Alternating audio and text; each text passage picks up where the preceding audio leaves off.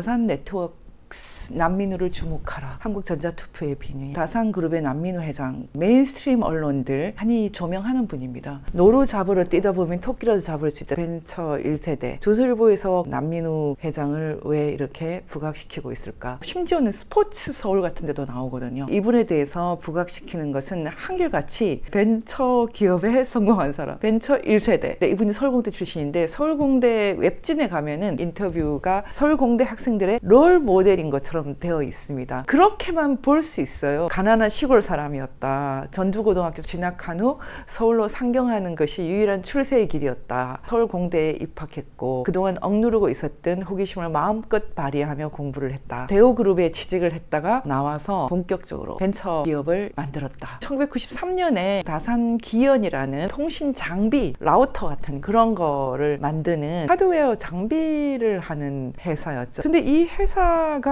수천억의 자산을 갖고 있는 성공한 기업으로 되어 있지만 저는 일관되게 이 회사에 굉장히 큰 물음표를 제기하고 있습니다. 2017년에 아주 뜬금없이 한국전자투표라는 회사를 사들이고 핸디소프트를 사들이고 나중에 이 핸디소프트를 한국전자투표 밑에 슬쩍 집어넣습니다. 이 구조 때문에 이분이 겉으로 드러나 있기로는 성공한 벤처기업의 신화를 쓰는 인물로 나오지만 저는 그렇게 보지 않는다라고 계속 얘기를 하고 있는 것은 한국전자투표 핸디소프트 인수 때문입니다. 이분의 성공 신화를 쓰는 기사는 정말로 많았지만 성공 신화를 말할 때 민감한 얘기는 다 빼거든요. 전혀 다른 방식으로 접근하면은 난민우 회장은 중국의 존재가 없으면 존재할 수 없는 사람입니다. 하지만 어떤 인터뷰에도 단 한 차례도 다산과 중국 네트워크는 나오지가 않습니다. 중국 커넥션 몇 가지를 얘기를 하고 지나가겠습니다. 난민우 회장 이력을 잘 보시면 다산기연을 만들어서 그리고 다산 네트워크스를 만들어서 2000년에는 코스닥 등록을 할 정도로 장사를 잘 했다. 그리고 2001년에는 남북 IT 협력 사업을 개시했다. 네, 이때부터가 굉장히 중요합니다. 이 남북 IT 협력 사업을 하는 곳이 중국인 거죠. 중국 단독인 거죠. 2001년 7월부터 중국을 빼고는 아무것도 설명할 수 없습니다. 2004년 한민족 글로벌 벤처 네트워크 의장이 되었다고 하는 이 무렵에 정작 자신의 회사는 경영권을 넘깁니다. 다산 네트워크스 경영권을 지멘스에 넘깁니다. 지멘스라는 독일 기업에 넘기는 것처럼 늘 얘기하지만 사실은 그 넘기는 돈 1000억에 해당하는 돈을 받고 경영권을 넘기는데 그 돈은 하웨이가 지멘스에 투자하는 돈입니다. 그 얘기를 꺼내지 않아요. 지멘스는 중간에서 심부름을 하는 것이지 하웨이 돈입니다. 하웨이가 지멘스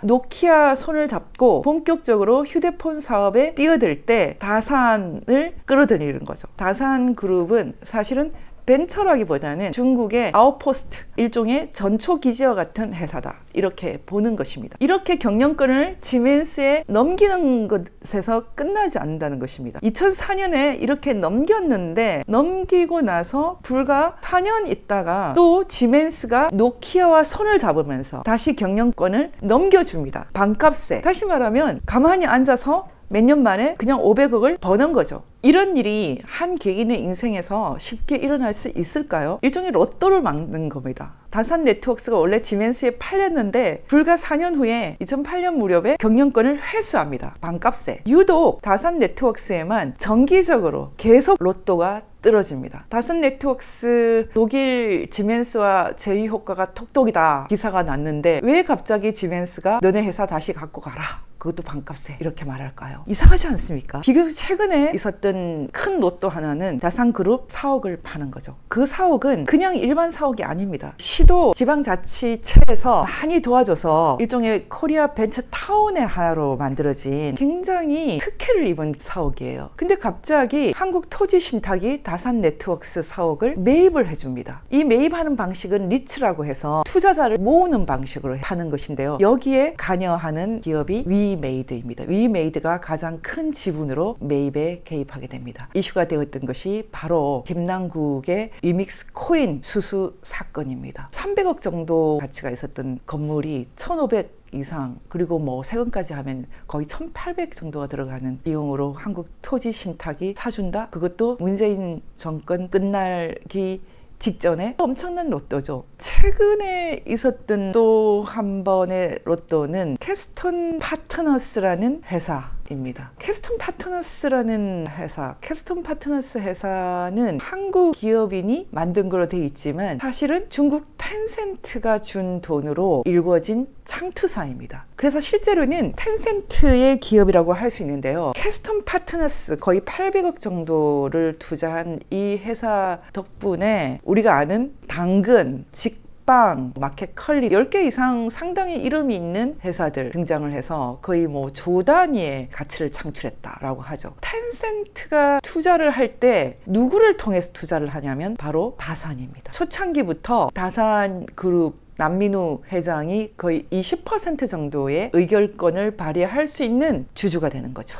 그래서 텐센트 에이전트가 아닌가라고 우리가 의심할 수밖에 없지 않습니까? 왜 이렇게 많은 주식을 갖고 있느냐 했을 때 다산그룹에서 보고서를 냈거든요. 그 보고서를 낼 때 그냥 단순 투자다 이렇게 얘기를 했어요. 그리고 지분율을 10% 정도까지 줄였다고 합니다. 어디에서도 남민우 회장이 텐센트가 투자한 캡스톤 파트너스의 다산이 어떻게 관여하고 있는지 말한 적이 없거든요. 최근에 노벨문학상 수상을 할 때 부각됐는데 한강 노벨문학상 수상으로 출판사 창비, 출판 물류를 담당하는 다산네트워크스가 또 등장했어요. 아무리 벤처기업이라고 하지만 통신 장비를 만들었던 하드웨어 회사에서 갑자기 서적 물류 너무 뜬금없다고 생각되지 않습니까? 그런데 알고 보면 별로 뜬금없지가 않습니다. 요즘에 사양 산업인 서적 물류 총판 노동운동가였던 이태복 장관 가족이 갖고 있었던 문화유통북서를 왜 갑자기 사들이고 왜 갑자기 창비와 손을 잡지? 더 놀라운 것은 최근에 독특한 회사 하나를 또 인수를 합니다. NG 테크놀로지라는 회사죠. 그 NG 테크놀로지는 왜 갑자기 사들이는 건가? 라고 물었을 때 단순 투자고 경영권을 좀 안정시키기 위해서 그렇게 했다라고 지금 수백억을 투자하면서 사실상 경영권을 다산이 갖고 왔는데요. 코스닥에 상장을 하고 성공한 벤처기업이었죠. 다산네트워크스가 NG 테크놀로지 주식을 최근에 또 추가로 130억을 들여서 했는데 굉장히 돈이 많아요. 우리가 의심하는 것은 직전에 NG 테크놀로지가 사들인 이미지스 시스템즈 바로 이 회사 때문이 아닌가. 이미지스 시스템즈는 휴대폰과도 굉장히 관계가 깊습니다. 반도체 회사입니다. 삼성의 그 1차 밴드에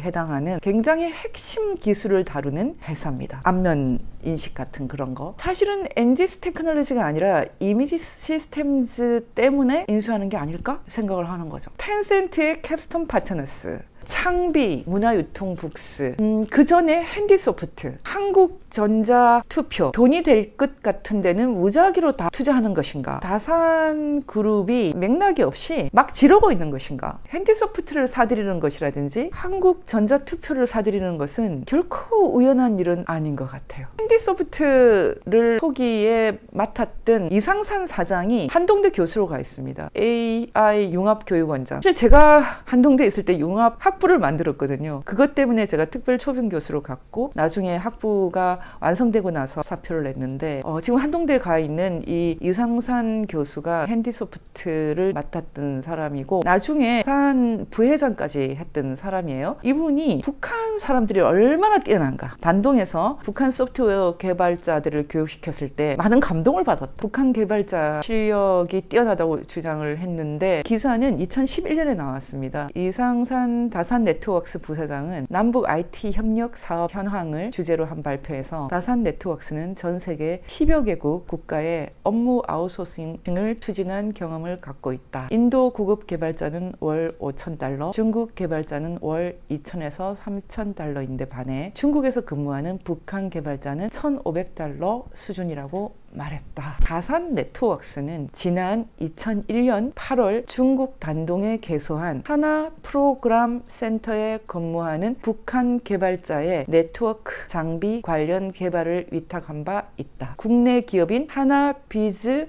닷컴의 자회사인 하나 프로그램 센터는 북한에서 중국으로 파견한 인력을 활용 전문적인 소프트웨어 개발 용역 업무를 수행해왔다. 정말 너무나 많은 서사가 있기 때문에 이 자리에서 다 풀어낼 수가 없을 정도예요. 남민우 회장은 박근혜 정부에서 장관급까지 했습니다. 대통령 직속 청년위원회 위원장을 맡았어요.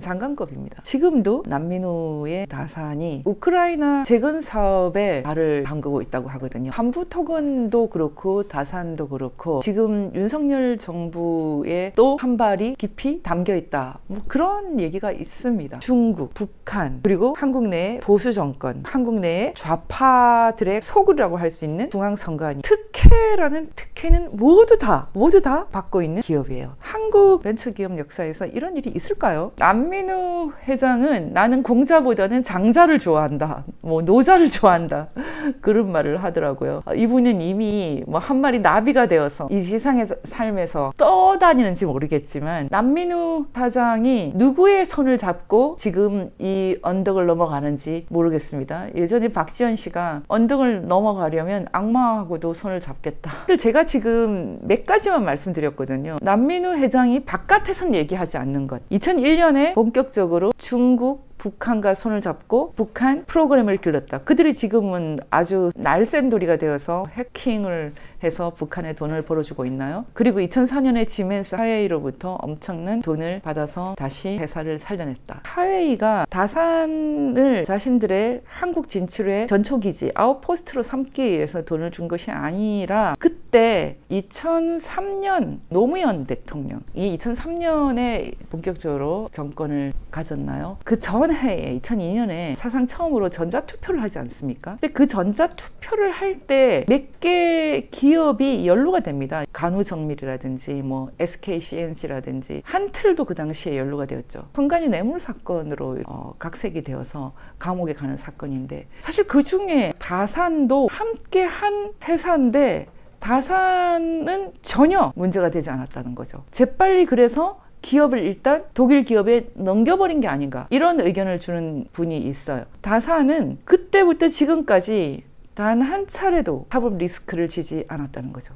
다산이 핸디소프트를 인수할 때 심각한 인물이 있었어요. 이상필. 이 네트워크를 보시면 여러분이 아시겠지만 이 핸디소프트를 인수를 할 때 이상필이라는 감옥에 갔는데 지금 나왔는지 모르겠습니다. 인물이 간여가 됩니다. 브로커 역할을 했던 사람이 이상필이에요. 이상필은 나중에 옵티머스 펀드에도 연관되어서 많은 사람들한테 비난을 받는 그런 인물인데 이렇게 엄청난 게이트가 개입되는 사건에도 다산이 자주 있어요. 그럼에도 불구하고 한 번도 말이 나온 적 없어요. 어마어마한 뒷배를 갖고 있는 거죠. 그리고 정기적으로 언론들이 남민우 회장을 엄청나게 띄워주는 기사 정기적으로 나오고 있어요. 헤드파워 배 만드는 장비 관련된 회사인데 그것을 사들이고 또 옵티머스 펀드를 통해서 많은 사람들에게 손을 깨쳤던 이 이상필이라는 인물이 중간에 다리를 놓아서 핸디소프트를 인수하는 걸로 되어 있습니다. 근데 실제로 이 핸디소프트와 한국전자투표는 다산그룹을 하드웨어 회사에서 소프트웨어 회사로 본격적으로 바꿔준 역할을 합니다. 전혀 소프트웨어하고 관련이 없는 다산그룹이 갑자기 전자투표 소프트웨어를 관리한다? 신기하지 않습니까? 그 전 단계로 바로 핸디소프트를 인수하게 되거든요. 그런데 더 중요한 것은 지금도 한국전자투표가 전 세계적으로 글로벌리 선거 관련된 소프트웨어를 관리하는 회사가 되어 있지만 똑같은 이 다산그룹 건물에 다산타워에 매각을 해도 다산그룹이 많이 쓰고 있는 것 같은데요. 여기에 한컴 MDS가 선관위 하드웨어 장비를 관리하고 있습니다. 놀라운 얘기 아닙니까? 중앙선관위와 다산그룹은 뗄래야 뗄 수가 없는 관계라는 거죠. 또 놀라운 것은 항상 길목길목에서 변론을 해주는 로펌은 대륙아주라는 거죠. 이 대륙아주도 그렇고 다산그룹도 그렇고 특징이 있습니다. 좌우가 없다는 거죠. 사실 중국이